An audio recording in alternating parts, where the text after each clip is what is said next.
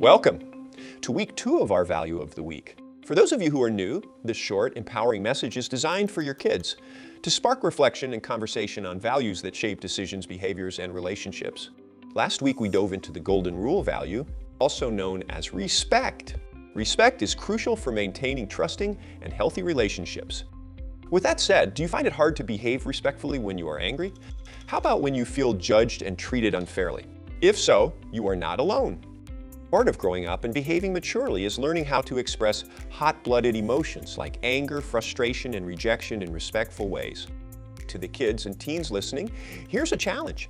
Consider how you can be angry and respectful at the same time.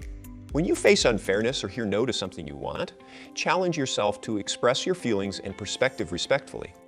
Think about how practicing this behavior amid heated emotions shapes you for the future, whether it be handling conflicts at work, with friends and family, or in sports.